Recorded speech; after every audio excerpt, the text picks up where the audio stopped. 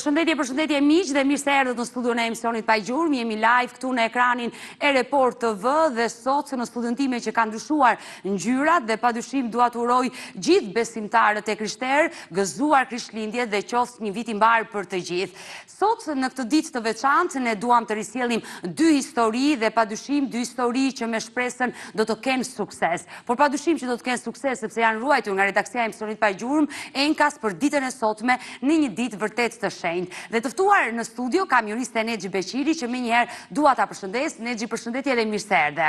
Përshëndetje, Odeta. Gëzuar Krishtlindjet.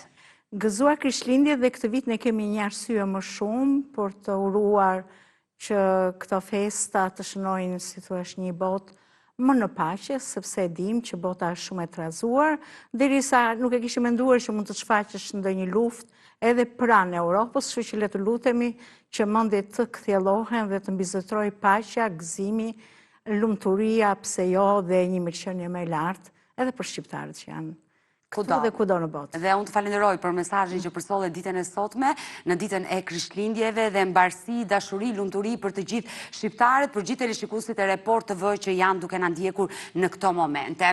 Në fakt, unë ditën e sotme dua të sjell në fokus historinë e Robert Zenunit, një djalë i ri nga Korça, i cili vetëm përpara disa javë ka qenë në studion e emisionit Pa Gjurmë dhe ka treguar një histori të dhimbshme të familjes së tij, se si nëna e tij e ndjer ishte divorcuar nga bashkëshorti i parë dhe kishte sjellë në jetë një vajzë. Ajo zonjë ndjer nga Berati u martua në Korçë me babain e Robertit, por babai i Robertit nuk e deshi motrën e tij të ardhur nga martesa e parë e nënës dhe kjo nënë u detyrua ta sistemonte të bijën tek i vllai, por fatkeqësisht humbi kontaktet me të bijën. Roberti erdhi me shumë shpresë në studion e emisionit Pa Gjurmë me shpresën për ta gjetur motrën e tij. Por kush është historia për gjithë ata që nuk na kanë ndjekur kur Robert Zenuni ka qenë me mua në këtë studio, unë dua të prezantoj një kronik dhe rikthehemi.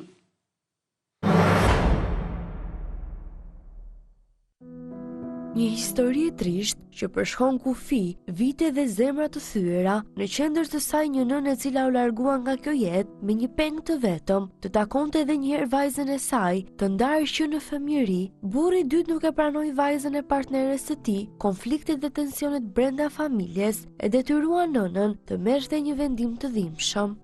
Mamaja kishte martesë të dytë të thash edhe me babain tuaj. Me babain to. Dashamira ka ardhur nga martesa e parë tuaj. Po. Do silleshin grindjet, do kishte mos marrëveshje në shtëpi. Dhe mamaja nuk deshte që të vazhdoni këto grindje, deshte të mbante familjen e dytë që kishte. Daja tha në telefon, më tha që do vinë në kohë 7 do iki për ngreshi. Po, i tha do t'jap edhe vajzën, tha të ma mbashande, tha. Dua të pyes, daja juaj ka udhëtuar në këmbë? Më kem, po. Dhe vajza, motra juaj e vogël ka bërë ditë e net në këmbë për të arritur në Greqi? Po, 3 ditë rrugë, vetëm më kem. Bashkë me familjen e Dajës, 3 ditë rrugë më kem. Por tragjedia nuk përfundoi aty, pasi Daja u riadhësua nga policia greke, vajza përfundoi nën kujdesin e shërbimit social në Selanik, aty filloi dhe humbja e gjurmëve. Daja, si dilte vetë në punë, nxirrte edhe vajzat, shisnin kartopiceta, i ka policia. Po. I ka policia Dajon edhe familjen e Dajos e sillin për këtë. Po. Kurse çupën nuk e sollën do, sepse duheshe një pistar i familje. Pra, në momentin që është ndaluar nga policia, ai nuk e vërtetonte dot që ishte Daja dhe mbi të gjitha një fëmijë që nuk ka prokurën e nënës dhe babait të dalin nga territori i Shqipërisë, automatikisht do merret nga shërbimet sociale të atij vendi. Po. Edhe i thon mamas time që kështu tha, vajza tuaj tha do përfundojnë jetimore tha. Ajo ju telefononte? Po, fliste mamaja. Me çupën. Me dashamirë. Me dashamirë. Fliste. Sa ishte mirë të një në java, po një në 4 ditë ajo fliste, vinte. Vini më mirë se mua, flisni. Djali të ndjerës, sot 33 vjeç, rrëfen se nëna e tij ka jetuar gjithë jetën në mallin e vajzës, por pas vdekjes së saj, edhe ajo lidhje e vetme u ndërpre, motra u zhduk sërisht. I vogël atëherë, sot një burr i rritur, ai u nis drejt shtetit grek për ta gjetur, për të rikthyer pjesën e familjes që u shkëput pa faj, por nuk shkoi ashtu siç e mendoi. Sa vjeç ishe kur u niste në Greqi për të kërkuar motrën? 22 vit. Po para se të vjen Selanik, më thoshin njerëzit që jo të motra është në Follorin. Më takoj me drejtorin aty. Tha, jo, tha, nuk e shtu, tha, nuk u kemi femra, tha, do veshta në Selanik, tha. Gjersa ta gjenja unë i dogja pasaportën. Më shikon një komshie mua. Një komshia jote nga Korça? Nga Korça. Më merë ma në shtëpi, më ba në shtëpi, më tha, ma përse ke ardhur, tha, ja tregoj historinë kështu. Të shpje unë, tha, është njëra, tha, një Valbona, tha, në të ndimona, tha. Flasë për konsulatën? Në konsulat. Merë dike në telefon kjo dhe i thotë të ka ardhur, tha, Filan Fisteku, tha, të ka ardhur vllai tem, tha. Po thoi, tha, të vitë nesme, tha, në mëngjes, tha, edhe të takojmë. Kur zbres poshtë më ka policia. Ua, qa fati. Në kërkim të së motrës, Robert Zenuni doj që të çojë në fund amanetin e nënës së tij, por çfarë arritëm të zbulojmë vetëm një muaj pasi kjo histori u bë publike. Kjo ishte historia e dhimbshme 33 vjeçarit nga Korça Robert Zenuni, i cili tregoi në datën 20 nëntor të këtij viti në studion e emisionit Pa Gjurmë historinë e dhimbshme të nënës së tij, e cila ishte larguar nga kjo jetë me një peng të madh për vajzën nga martesa e parë, që ishte detyruar ta largonte nga shtëpia për shkak se bashorti i dytë nuk ja pranonte. E dashur Nexhi, nuk keni qenë prezente kur është trajtuar si histori, por e dhimbshme, një nën që detyrohet t'ja besoj të vllajt vajzën e vogël, t'arriste i vllai, që ai mos shkatronte familjen se kishte sjell 2 djemë të tjerë në jetë, por i vllai e mori në Greqi dhe atje vajza, le të themi, shfrytëzohesh nga daja duke shitur farsoleta në rrugë, u kap nga shërbimi social, nga policia dhe vajza përfundoi në jetimore. Po të hymë gjithë rasteve që kanë ndodhur vitet të shkuara, me vërtet janë shumë të dhimbshme. Sot ka ndryshuar rrethanat, edhe gjykimi për ngjarjet është edhe pak më ndryshe. E vërtet. Sepse ka dhe mundësi të tjera që të sistemohen në qendra sociale edhe në Shqipëri tani. Por e mendon, domethënë, një vajzë të vogël, të cilën mamaja nuk mundet dot, si thua, ta mbaj, që është në lidhjen e dytë, pra me një bashkëshort të ri, edhe ajo lehtësisht pranon ose kërkon ndoshta vllajt vet që ta marrë fëmijën e vet. Domethënë, unë sot për shumë nuk e mendoj dot që si mund të bëhet kjo gjë. Po ndoshta edhe përpara 20 vjetëve, sepse kjo histori ka 20 apo 30 vjet. 30 e ca vite. 30 e ca vite. Prap nuk e mendoj dot që se si një nën mundet ta nisi të eci 3 ditë rrugës për në Greqi, në mënyrë që vetëm e vetëm që mos ta ketë prezente në jetën e re, në lidhjen e re me bashkëshortin e ri. Këto janë disa absurditete që nuk i mendojmë dot sot. Pse? Sepse njeriu sot zgjedh.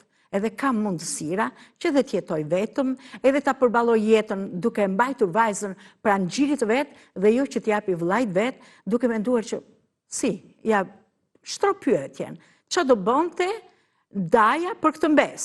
Çfarë do bënte vllai kësaj zonje për të kujdesur për të arritur një vajzë e cila nuk kishte dokumenta të rregullta, nuk kishte autorizimin e duhur, do ta mbante ilegalisht, po si mund të jetojë, sërse ka shkuar për një vizitë 1 javë, 2 javë. Domethënë si mund të jetojë, të rritet, të kryej të gjitha detyrimet që i vijnë nga mosha, shkollimin, shëndetësinë, kurimin, nëse ka nevojë, mirëritjen, pra si mundet, si e konceptonin këtë gjë?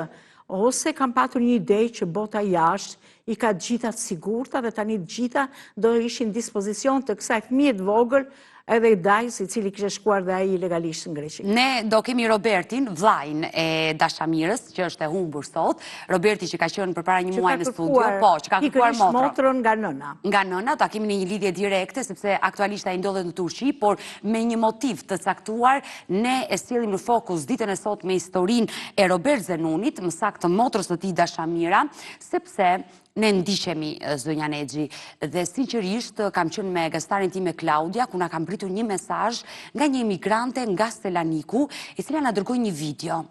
Një video që nuk jemi të sigurt 100%, po dyshohet që mund të jetë motra e Robertit në atë vit që ajo mbërriti në Selanik dhe shiste në rrugët e Selanikut, dhe ajo video është bërë shumë virale në atë vit, flasim vitin 92, 94, ato vite, 95 ndoshta, nuk jam e sigurt për këtë gjë, kur ajo ka mbritur në Selanik dhe është xhiruar dhe ka dalë dhe në mediat e vendit grek në Selanik. Por nuk jemi të sigurt bëhet fjalë për Robertin apo për një fëmijë tjetër që është shqiptare dhe është gjetur në rrugët e Selanikut, dhe këto janë historira reale, historira të vërteta dhe historira vërtet të dhimbshme. Por dua të përshëndes Robertin në këto momente, i cili është në Turqi. Robert, përshëndetje. Përshëndetje. Të falenderoj që të kam në këtë lidhje direkte. Nuk e di nëse ishe duke na ndjekur dhe po e dëgjoj bisedën që po bëja dhe me juristen Exhi Beqiri. Po, e dëgjova. Edhe duhet falenderuara që të mund të bëj përpjekjet për të gjetur motrën e vetë mbas 30 vjetësh është një akt shumë njerëzor, shumë dinjitoz, me një impakt të madh shpirtëror, edhe është më vërtet, si thua, një gjë e mrekullueshme dhe ne kemi nevojë për raste të tilla. Sikur njeriu edhe në momentin e fundit dhe 2 ditë jetë ketë, të marrë vesh se ku është familja e vetë, e tjerë, domethënë është një gjë shumë e rëndësishme. Bravo, bravo, djemë të tillë dhe njerëz të tillë ka nevojë shoqëria. Dhe ne urojmë që Roberti të arrijë në gjurmët e motrës të tij Dashamira, urojmë që të zbulohet vendodhja e saj e fundi, pasi sot ajo është në moshën 38 vjeç, Robert, mos gaboj, është më e madhe se ty, dyshohet se është martuar dhe ka vazhduar jetën e saj. Po, shumë e vërtetë është kjo. I dashur Robert, le të themi shumë ditë pas ardhjes tënde në studio, ne na mbriti një video në adresat e emisionit Pa Gjurmë. Por nuk jemi të sigurt nëse në atë video është motra juaj Dashamira, apo bëhet fjalë për një vajzë të vogël shqiptare e cila fatkeqësisht kishte përfunduar në rrugë. Nuk e di, shpresoj, nuk e di, inshallah është ajo. E qartë, bëhet fjalë për Dashamirën e vogël. Flasim për viti që Dashamira u nis drejt Selanikut me dajën e saj dhe një detaj shumë i rëndësishëm që dua të ma theksosh ditën e sotme është që motra juaj çfarë shiste në rrugë? Kartomanda. Farcoleta. Farcoleta i themi ne. Po, farcoleta që fshim duar dhe hundët. Po.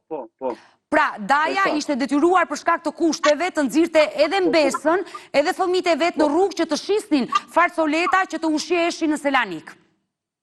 Po, që dëronin, mos rinin pa ngrënë. Pa buk. Dhe kështu është kapur nga policia dhe motra më pas kaloi në shërbimin social dhe u dorëzuan në jetimore.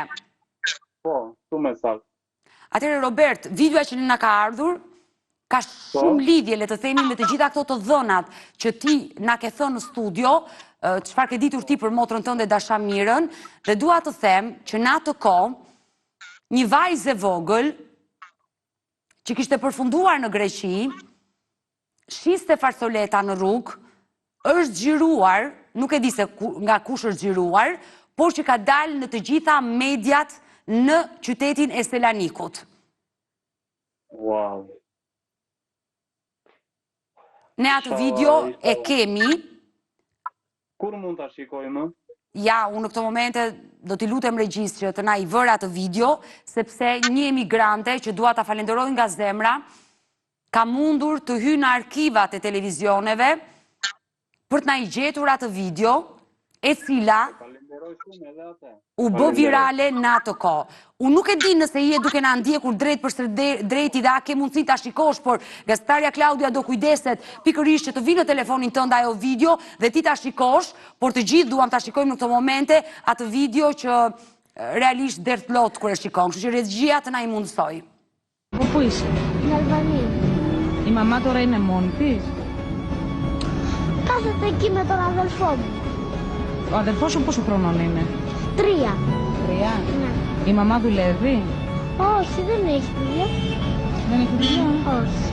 Εσύ τι κάνεις εδώ? Σε βρήκαμε στον δρόμο. Τι κάνεις? Πουλάω χαρτομάτια. Σε έχει βάλει η μανούλα να πουλάς χαρτομάτιλα? Ναι.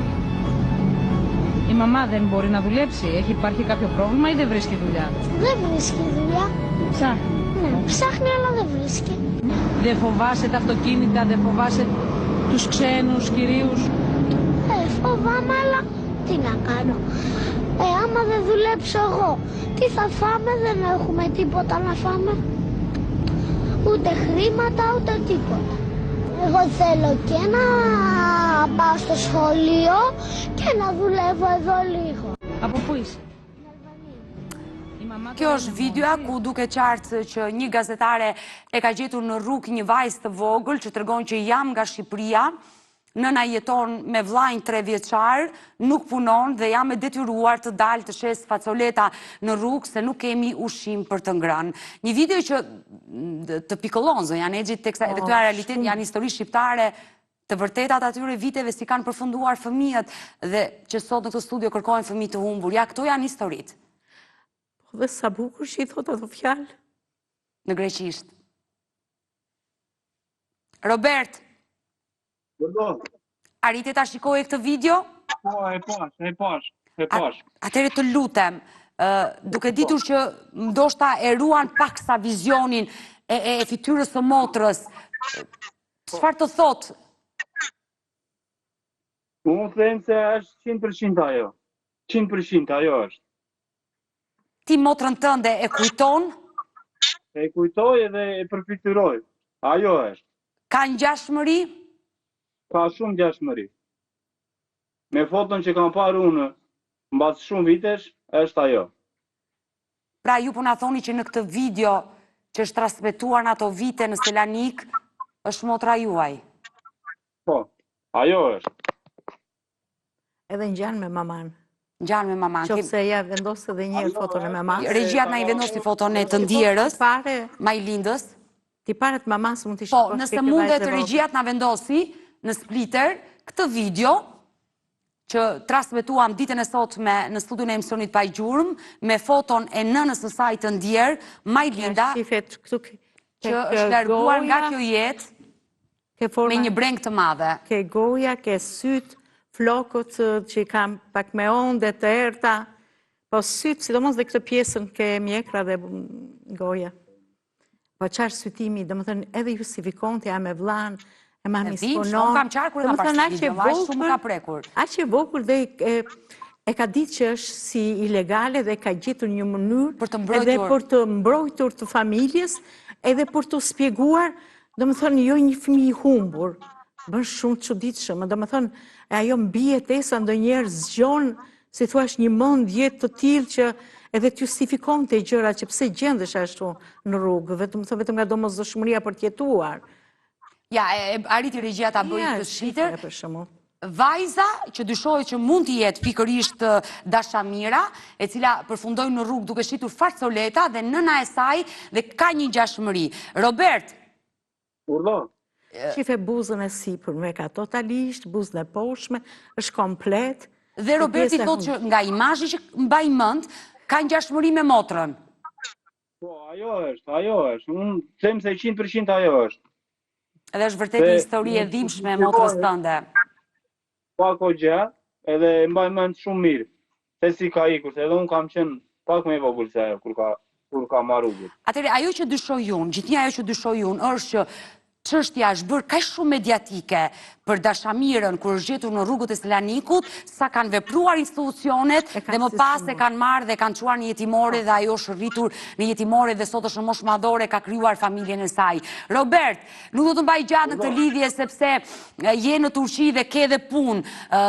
Nëse ke një mesazh, ne do t'i vazhdojmë kërkimet tona dhe unë ta uroj me zemër që ndoshta 2026 të gjej me motrën. Do t'i vazhdojmë kërkimet tona me shpresë që do arrim në gjurmët e dashamirës nëse ajo mban të njëjtin emër. Ke një mesazh që do përçosh ditën e sotme për motrën tënde?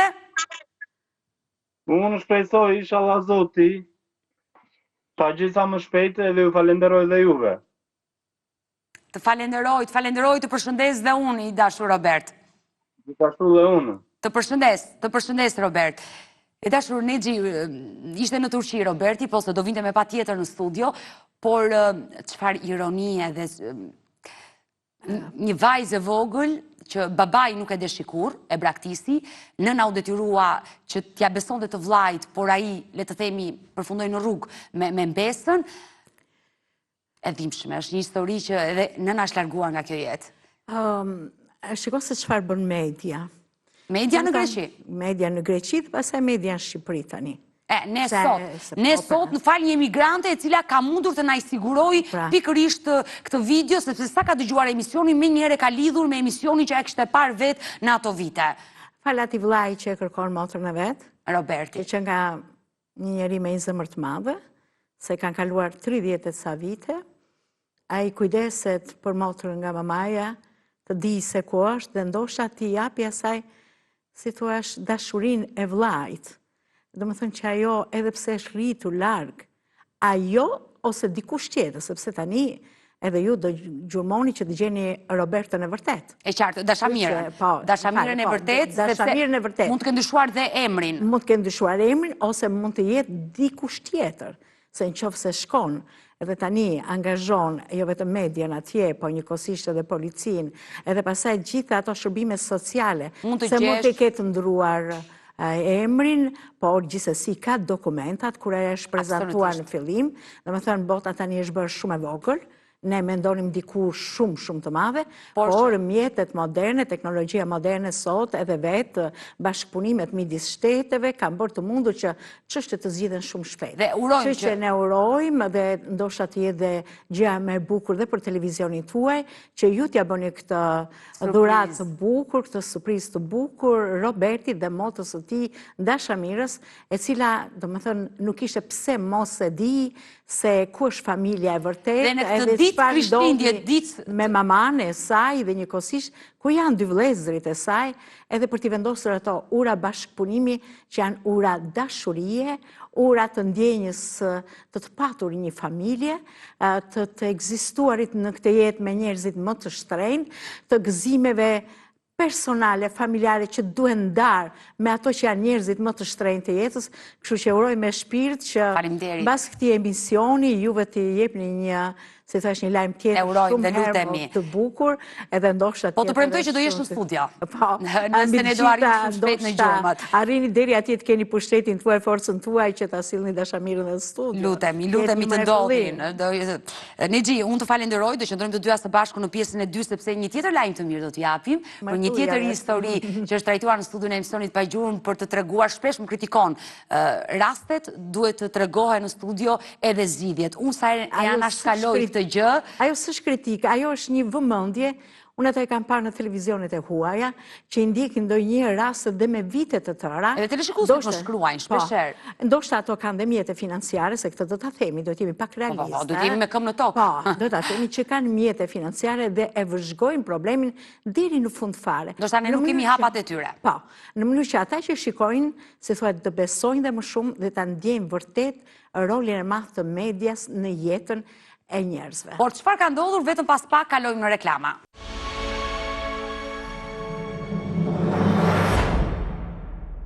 Mirë, jemi rikthyer në studio, jemi në këtë pjesë të dytë dhe në këtë pjesë të dytë dua të sjell në fokus historinë e një nëne të re në moshë, që kishte 2 fëmijë të vegjël, Jessica, e cila ka qenë edhe ajo përpara disa javë në studion e emisionit Pa Gjurmë, që tregoi një histori të dhimbshme, pasi ishte divorcuar me bashkëshortin, 2 fëmijët e saj të vegjël, njërin e kishte marrë kunati dhe jetonte në Greqi, ndërsa djalin tjetër e mbante vjerrin në qytetin e Durrësit dhe nuk e lejonin nënën që të takonte 2 fëmijët. Për gjithë ata që nuk na kanë ndjekur, ju ne keni qenë prezente me atë histori, unë dua të rikujtoj historinë e Jessica me një material të shkurtër dhe rikthehemi.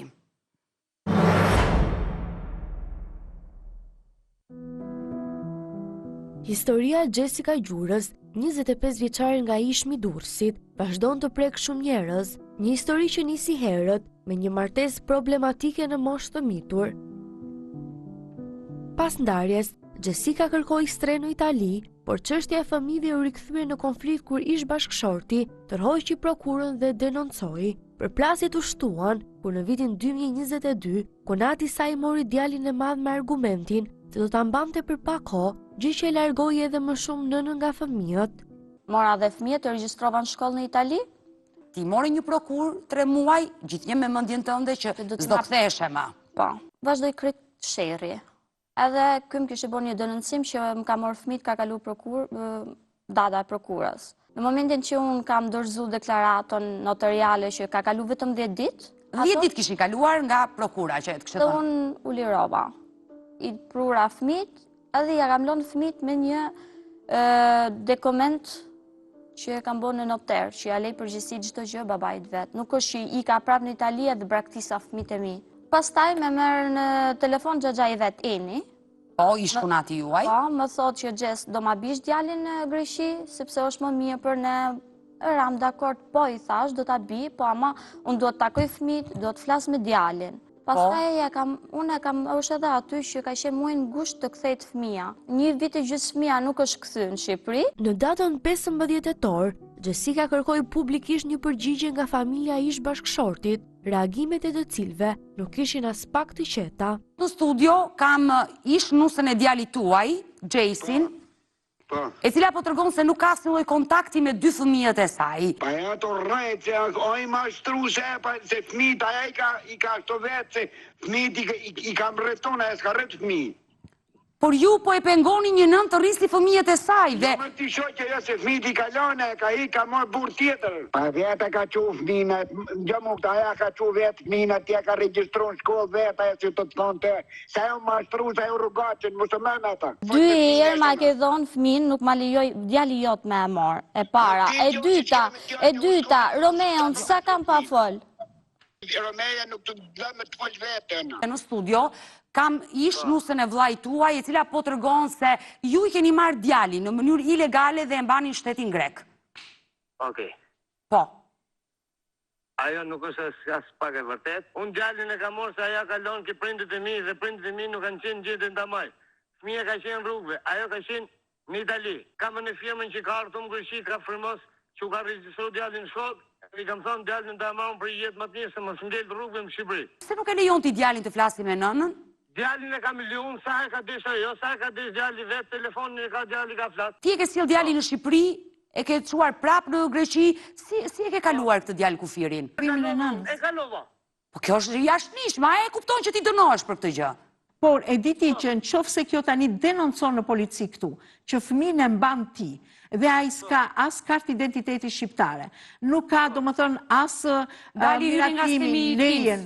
E ditë që ti akuzohesh për rrëmbim fëmijës së tjetrit, dhe ti duhet bësh burg? Pala tjetër kundërshtoi deklaratat dhe premtoi dokumente, të cilat nuk u bën kurrë publike, por ditët e fundit sollën diçka që askush nuk e priste. Një derë që ishte mbyllur për më shumë se 2 vite, ka nisur të hapet. E dashur Nexhi, pas atij emisioni, fjalët e tua kanë pesh. Unë e them shpeshherë. Jessica më dërgon një video dhe nëpërmjet kësaj video do kuptojmë se çfarë ka ndodhur me këtë nën. Regjia do më ndihmoj. Një video emocionuese. Odeta, faleminderit shumë. Odeta, më faleminderit shumë. Është bashkuar nëna me djalin, më në fund dhe unë jam emocionuar pa fund kur Jessica më nisi video që Vjeri e kishte kuptuar dhe Kunati që ajo është nëna dhe nuk mund të ndash dot një nën me fëmijët e saj.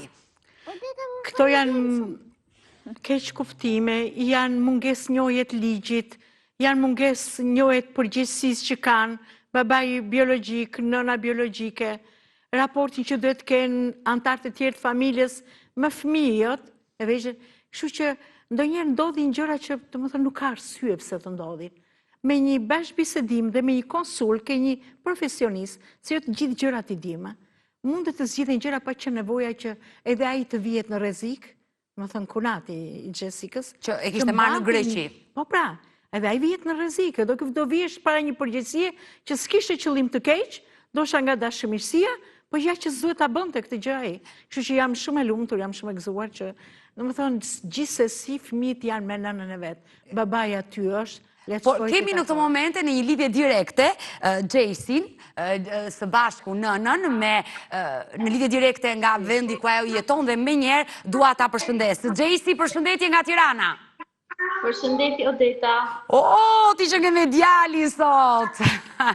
Po, unë jam djalin, a të pësoj qitë biskret, se nuk do të ri. Po mund të lësh të lirë dhe të vazhdoj djali, jemi vërtet shumë të lumtur që je bashkuar, po me sa di unë, nga biseda që kemi përbashkë, je bashkuar vetëm me djalin 5 vjeçar që jetonte me gjyshin. Po, unë djalin e vogël e mora, gjyshi edhe babai ti ma dhanë fëmijë, edhe ke babai vetë shko fëmija, edhe ke unë bje, normal. Çfarë ndodhi pas emisionit, Gjejsi? Pas emisionit asgjë, thjesht ish Vjeri, majtë llafin që dha aty në program. Emisionin tuaj, në program, edhe shkova mora fëmijën. Dhe je lumtur dhe jeton me djalin? Po, jam e lumtur, jetoj me djalin, nga vazhdua dhe punë, jam në punë këtu, edhe me fëmijën. Me djalin e madh komunikoj çdo ditë, 2 herë në ditë edhe më shumë. Pra, le të themi që po bën të pamundrën që të bashkohesh dhe me djalin e madh, të 2 fëmijët i kesh ti. Po, por për momentin sepse ai ishte në shkollë në Greqi, mbaroi shkollën, se s'deshte edhe ta hiq nga shkolla. Sepse ai ka mësuar dhe gjuhën greke, ishte edhe në kurs, konati e kishte shumë kurs futbollin, kurs për gjuhën angleze, gjuhën greke. Pra, është fiksa ajo që tha zonja Nexhi, që ai është nisur nga dëshira e madhe që të kujdeset për nipin, po pa e kuptuar që ajo që po bënte mund ta rrezikonte të futej dhe në burg. Po. Por me aq ta kam parë që fëmijën tim e kishte marrë mirë, e mban mirë, edhe e falenderoj. Bravo. Por nga ai moment deri sot kam folur për ditë me çunin. Dhe je një nënë e lumtur. Po. Dhe sinqerisht mua më vjen mirë që ish njerëzit e burrit, ish vjerri juaj, ish kunati, atë ditë të transmetim i thërritën arsyes dhe e kuptuan që 2 fëmijë të mitur nuk mund të ndahen kurrë nga nëna. Dhe as nga njëri tjetri. Për momentin ishin pak të acaruar ato, por e kuptuan situatën.